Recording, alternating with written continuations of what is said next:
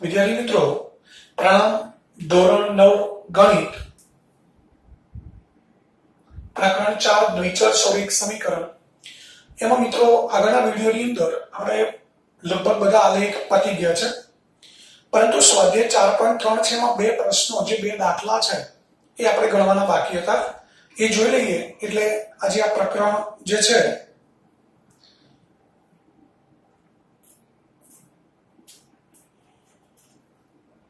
એ પ્રકરણ 4.3 છે એ અહીંયા પૂરું થઈ જાય.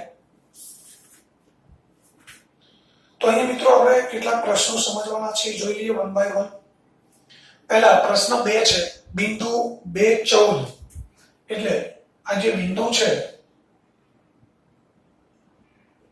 2.14 એટલે જેનો xm 2 છે ને ym 14 છે, એવા બિંદુમાંથી પસાર થતી રેખાઓના બે સમીકરણ આપો અને આવી બીજી કેટલી રેખાઓ મેળવી શકાય, શા માટે? તો મિત્રો આપણે જાણીએ છીએ કે સમતલમાં કોઈ બિંદુ હોય, આ બિંદુ છે એના યામ કોઈ પણ છે, આ બિંદુમાંથી પસાર થતી હોય તેવી આપણે કેટલી રેખાઓ દોરી શકીએ? તો આપણે જાણીએ છીએ આવી અસંખ્ય રેખાઓ દોરી શકાય, અસંખ્ય રેખાઓ દોરી શકાય. આપણે એવી બે રેખાઓના સમીકરણ આપવાના છે. જે રેખાઓ બિંદુ 2.14 માંથી પસાર થતી હોય એવી, ધારો કે આ બિંદુ 2.14 છે તો આમાંથી પસાર થતી અસંખ્ય રેખાઓ મળે છે, પરંતુ એ દરેક રેખા છે એનું કોઈ ચોક્કસ સમીકરણ હશે અને એવા બે સમીકરણ આપણે આપવાના છે. મિત્રો આ જે રેખા છે એ 2.14 માંથી પસાર થાય છે તો એનું પણ એક ચોક્કસ સમીકરણ હશે. આ બીજી રેખા છે એ 2.14 માંથી પસાર થાય છે તો એનું સમીકરણ આના કરતા કંઈક જુદું હશે. એનું કારણ એ છે કે દરેક રેખા પર આવેલા બિંદુઓ એક બિંદુ સામાન્ય છે, બાકીના બિંદુઓ ભિન્ન છે, જુદા જુદા છે. આ રેખા છે, આડી રેખા છે, એની પર આવેલા બિંદુઓ બધા છે. આ બીજી રેખા છે એની પર આ બધા બિંદુઓ આવેલા છે. તો મિત્રો આ બિંદુઓના યામ અને આ બિંદુઓના યામ તો એકબીજાથી અલગ જ હોય, એટલે એવું કહી શકાય કે આ બિંદુઓ જે છે એ બિંદુઓ સમાવતી રેખાનું જે સમીકરણ છે એના કરતા આ સમીકરણ જુદું હશે, આ બંને કરતા ત્રીજી રેખાનું સમીકરણ જુદું હશે. એટલે કહેવાનો અર્થ એ છે કે આ બિંદુમાંથી અસંખ્ય રેખાઓ પસાર થાય છે, પરંતુ એ દરેક રેખાના સમીકરણ જુદા જુદા હશે. અને બીજી એક અગત્યની ખાસ બાબત કે આ બિંદુ છે એના યામ 2.14 છે.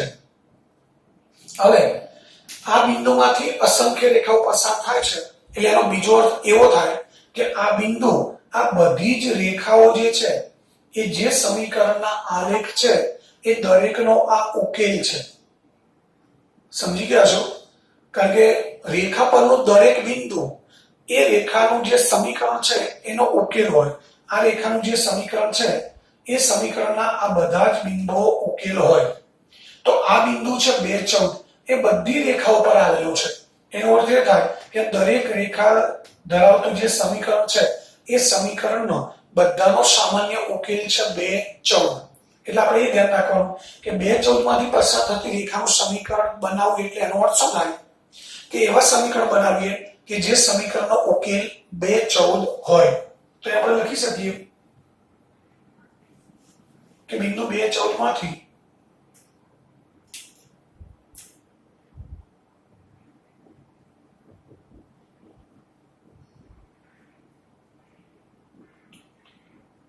પસાર થતી દરેક રેખાના સમીકરણનો એક ઉકેલ 2.14 હોય. મિત્રો દરેક સમીકરણના ઉકેલ અસંખ્ય હોય, પણ એમાંથી એક ઉકેલ તો 2.14 હોય.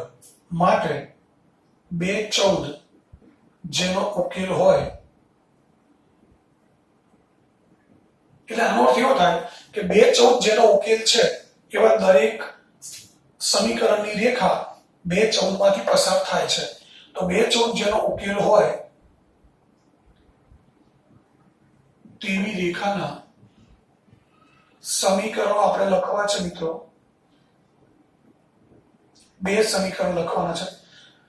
બિંદુ 2.14 ના બદલે બીજું કોઈ પણ આપેલું હોય અને એ બિંદુમાંથી પસાર થતી હોય તેવી રેખાને આપણે સમીકરણ લખવા છે તો મિત્રો સમીકરણ અહીં આપણું પેટર્ન નામ છે દ્વિચલ સુરેખ સમીકરણ એટલે બે ચલ લેવાના છે આપણે કેટલા ચલ લેવાના છે બે એમાં એક x અને એક y x અને y ચલ લઈ લઈએ વચ્ચે તમને પ્લસ મૂકવાની ઈચ્છા છે તો પ્લસ મૂકી શકો છો માઈનસ મૂકવો હોય તો માઈનસ મૂકી શકાય x + y લઈ લીધો હવે આપણે x ની જગ્યાએ 2 મૂકી જોઈએ y ની જગ્યાએ 14 મૂકીએ તો 2 + 14 મિત્રો કેટલા થશે 16 તો આ સમીકરણ બની ગયું એકદમ સરળ છે x અને y લઈએ x અને y નો સરવાળો કરીએ x + y માં x ની કિંમત 2 y ની કિંમત 14 મૂકીએ તો સરવાળો 16 થાય તો બરાબરની જમણી બાજુએ 16 મૂકી દેવાનું એટલે આ બિંદુ જેનો ઉકેલ છે એવો એક સમીકરણ મળી ગયું અને આપણે ચેક પણ કરી શકીએ કે આપણને ખબર છે કે આ સમીકરણનો ઉકેલ આ છે તો ઉકેલનો અર્થ એ થાય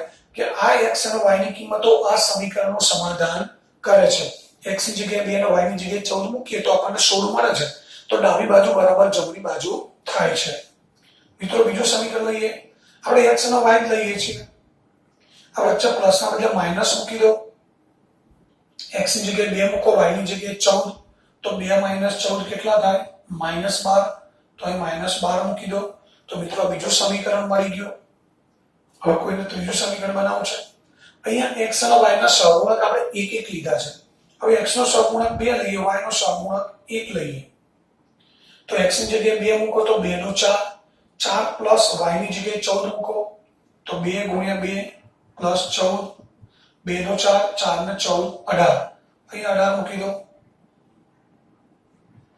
કોઈને x નો સહગુણક 1 અને y નો સહગુણક 2 લેવો છે તો પણ લઈ શકાય x ની જગ્યાએ 2 મૂકો y ની જગ્યાએ 14 એટલે 2 + 14 × 2 14 દો 28 મિત્રો 2 ને 4 16 નથી કરવાના પહેલા 14 દો 28 થાય અને 28 માં 2 ઉમેરો એટલે 30 થાય હવે અહીં આપણે બંને જગ્યાએ પ્લસ મૂકી દીધો માઈનસ મૂકી શકો છો હવે x નો સહગુણક 2 લઈએ y નો સહગુણક 2 લઈએ તો બીજા સમીકરણો મળે આવા અસંખ્ય સમીકરણો બનાવી શકાય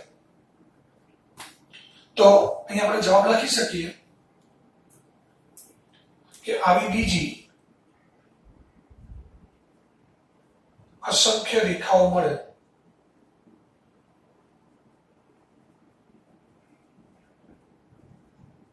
કારણ કે કોઈ એક બિંદુમાંથી કેટલી રેખાઓ પસાર થાય અસંખ્ય કોઈ એક બિંદુમાંથી અસંખ્ય રેખાઓ પસાર થાય છે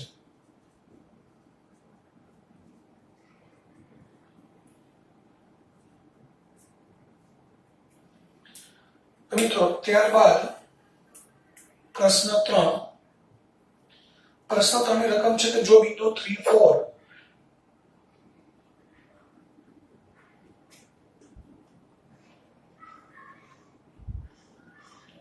એ સમીકરણ 3y બરાબર ax + 7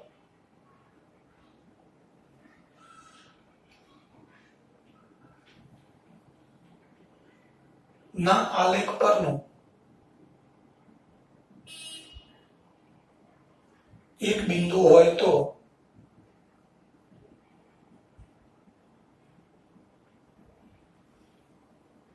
એની કિંમત શોધો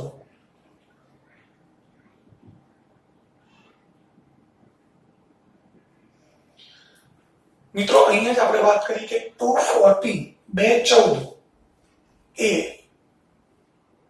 એ બિંદુમાંથી પસાર થતી અસંખ્ય રેખાઓ મળે અને દરેક રેખાનો એક ઉકેલ 214 હોય તો અહીં આપણને બિંદુ આપેલું છે 3 4 એ સમીકરણ 3y બરાબર ax + 7 ના આલેખ પર આવેલો છે એટલે એનો અર્થ એ થાય કે કોઈ પણ સમીકરણના આલેખ પર આવેલો દરેક બિંદુ એ સમીકરણનો ઉકેલ હોય તો અહીં આપણે લખી શકીએ બિંદુ 3 4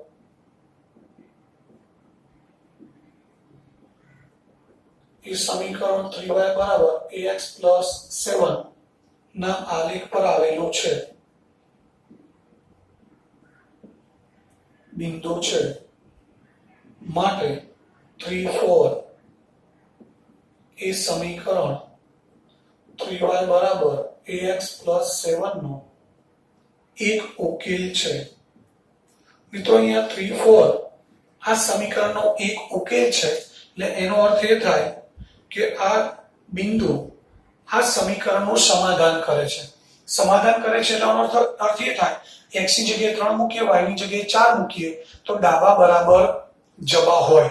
તો આપણે y ની જગ્યાએ અહીંયા 4 મૂકી દઈએ, x ની જગ્યાએ 3 મૂકીએ પ્લસ 7, 4 તારી 12, 3a પ્લસ 7, 7 પહેલા ડાબી બાજુ લાવીએ એટલે માઈનસ થઈ જશે. 12 માંથી 7 બાદ કરીએ 5 બરાબર 3a, તો a બરાબર 5/3. તો એ મિત્રો આપણને a ની કિંમત મળી ગઈ.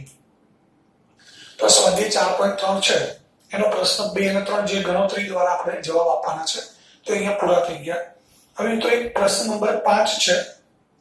હવે એ પ્રશ્ન 5 છે એની રકમ અહીંયા તમારી સામે છે કે આકૃતિ 4.6 અને 4.7 માં આપેલ આલેખ માટે નીચેના વિકલ્પોમાંથી યોગ્ય સમીકરણ પસંદ કરો.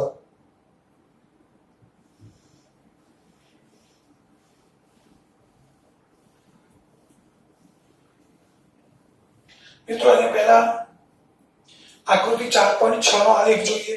આકૃતિ 4.6 નો આલેખ તમે જુઓ છો તો એ ઉગમ બિંદુમાંથી પસાર થતી રેખા છે. કયા બિંદુમાંથી પસાર થાય છે? ઉગમ બિંદુમાંથી. હવે આકૃતિ 4.6 માટે એ જે રેખા છે એ રેખા અહીંયા હું 4 સમીકરણ લખું છું, એમાંથી કોનો આલેખ હોય એ આપણે નક્કી કરવાનું છે. y બરાબર x, બીજો છે x plus y બરાબર 0, ત્રીજો છે y બરાબર 2x, ચોથું છે 2 plus 3y બરાબર 7x.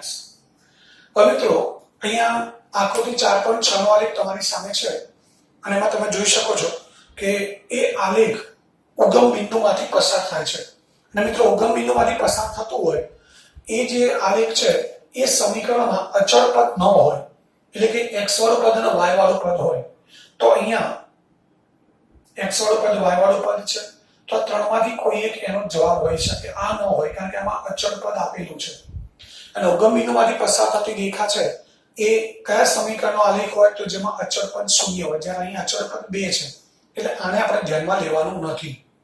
હવે મિત્રો બાકી રહ્યા આ 3 વિકલ્પો આપણી પાસે છે, એમાંથી કયો જવાબ સાચો એ ક્યારે ખબર પડે? તો એના માટે એ રેખા જે દોરેલી છે એની પરના બિંદુઓ પર ધ્યાન કેન્દ્રિત કરો. તો એક બિંદુ આપેલું છે 1 -1 1, એક બિંદુ એ રેખા પર આવેલું છે. રેખા પરના બિંદુઓ છે -1 1, અને બીજું નીચે આપેલું છે 1 -1. આ બે બિંદુઓ છે એ રેખા પર આવેલા છે, એટલે એનો અર્થ એ થાય કે આ બંને બિંદુઓ એ રેખા જે સમીકરણનો આલેખ છે એ સમીકરણનો ઉકેલ આ બંને બિંદુ હોવા જોઈએ. તો હવે આપણે આ બિંદુઓ છે પહેલું -1 1, એમાંથી કયા સમીકરણનો ઉકેલ છે એ આપણે ચકાસવું પડે. બીજું બિંદુ છે એ પણ કોનો ઉકેલ છે ચકાસવું પડે. તો મિત્રો તમે y બરાબર x નો અર્થ એ થાય કે y 1 હોય તો x પણ 1 હોય, y -1 હોય તો x પણ -1 હોય, એટલે y અને x બંને સમાન હોવા જોઈએ. અહીંયા સમાન નથી, સમાન છે પણ વિરોધી છે, એટલે પહેલો સમીકરણ છે એનો ઉકેલ નથી, અથવા તો પહેલા સમીકરણનો આલેખ એ છે નહીં. હવે x + y બરાબર 0, તો x + y છે એમાં x બરાબર -1 લઈએ, y બરાબર 1 લઈએ, તો -1 + 1 0 થાય. બીજી કિંમતો લઈએ, x બરાબર 1, y બરાબર -1, તો 1 - 1 0 થાય. તો મિત્રો આ બંને બિંદુઓ છે એ આ સમીકરણનું સમાધાન કરે છે. એટલે આ જે બીજું સમીકરણ છે એ આલેખમાં જે રેખા દોરેલી છે એનો આ સમીકરણ છે. તો આપણે કહી શકીએ કે આકૃતિ 4.6 માટે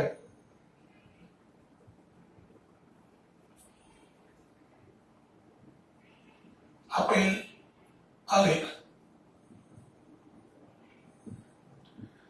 એ સમીકરણ x પ્લસ y બરાબર 0 નો આલેખ છે. મિત્રો આવું આપણે લખી શકીએ. હવે ત્યારબાદ આકૃતિ 4.7 લઈએ તો એમાં જે ચાર ઓપ્શન આપેલા છે એ આપણે લઈએ. પહેલું છે અહીંયા મિત્રો આપણે બાજુમાં લઈ લઈએ છીએ.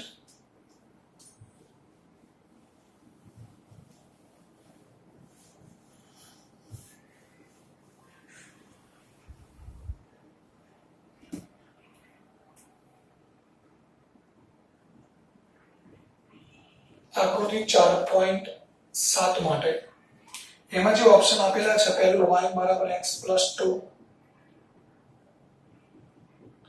બીજો છે y બરાબર x minus 2,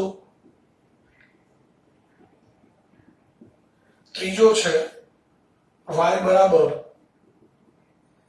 minus x plus 2, ચોથો છે x પ્લસ y બરાબર x પ્લસ 2y બરાબર 6. તો સૌથી પહેલા આ બધા સમીકરણમાં x વાળું પદ છે, y વાળું પદ અને અચળ પદ છે, એટલે બધા જ પદો છે. તો આ બધાના સમીકરણનો આલેખ છે એ x અક્ષ અને y અક્ષ બંને અક્ષને છેદતી રેખા હોય એ આપણે જાણીએ છીએ. તો હવે અહીંયા જે બિંદુઓ આવેલા છે એ બિંદુઓની વાત કરીએ. રેખા પરના બિંદુઓ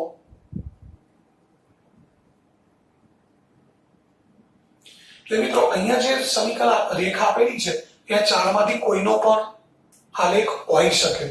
હવે રેખા પરના બિંદુઓ આપણે જોઈએ. પહેલું બિંદુ છે -1 3, બીજો બિંદુ છે 0 2 અને ત્રીજો બિંદુ છે 2 0.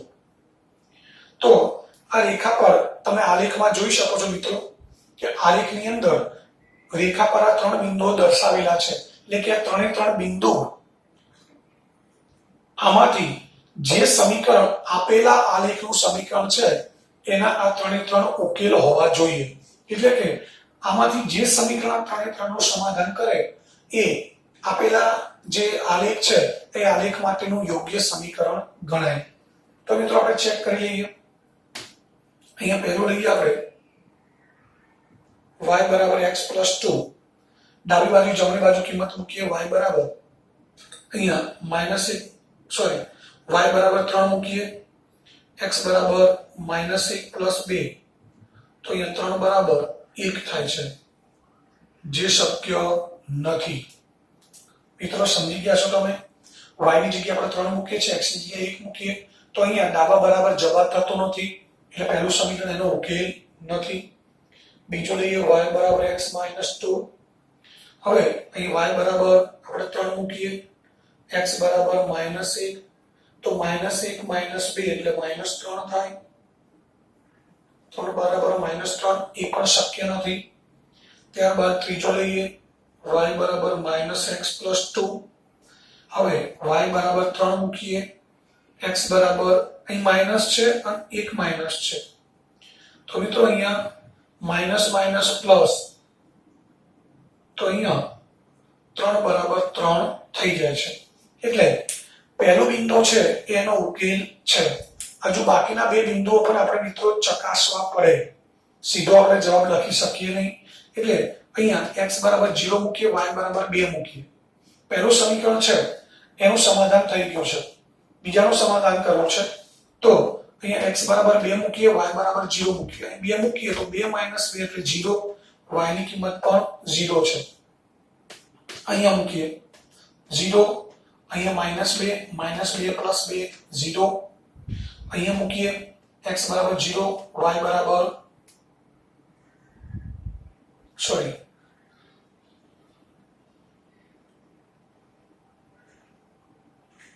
x બરાબર 0, y બરાબર 2, તો 2 નું 4 થાય છે, અહીંયા 6 છે. તો આ બિંદુ છે બીજો એટલે આપણે આની વાત કરતા હતા. આ બિંદુ છે એ પહેલા સમીકરણનું સમાધાન કરે છે. બીજાનું જોઈએ તો -3 છે એ બિંદુ આપણે પહેલા લીધો છે, અહીંયા મૂક્યો. 3 અને -1 તો સમાધાન થતું નથી, એટલે બીજા સમીકરણનું પણ સમાધાન નથી થતું, ત્રીજો સમીકરણ છે એનું સમાધાન થાય છે, એટલે એક બિંદુ છે ત્રીજા સમીકરણનું સમાધાન કરે છે. તો મિત્રો બાકીની જે કિંમતો છે એ આપણે ત્રીજા સમીકરણમાં મૂકી દઈએ. તો અહીંયા x બરાબર 0 મૂકીએ, y બરાબર 2 મૂકીએ, તો 2 બરાબર -0 + 2, -0 + 2 એટલે 2 થશે, તો 2 બરાબર 2 થઈ ગયા, એટલે બીજી કિંમત પણ આ સમીકરણનું સમાધાન કરે છે. ત્રીજી કિંમત મૂકીએ, x બરાબર 2 મૂકીએ, y બરાબર 0 મૂકીએ, એટલે આવું થશે 0 બરાબર -2 + 2, તો -2 + 2 0 બરાબર 0. તો એનો અર્થ એ થાય કે આ ત્રીજો સમીકરણ છે એ ત્રીજો સમીકરણ છે એ આ ત્રણેય કિંમતોનું સમાધાન કરે છે. એટલે આપણે જવાબ લખી શકીએ કે આકૃતિ 4.7 છે એના આલેખ માટે આલેખ એ સમીકરણ y બરાબર -x + 2 નો આલેખ છે. આપણે લખી શકીએ આકૃતિ 4.7 માં આપેલ આલેખ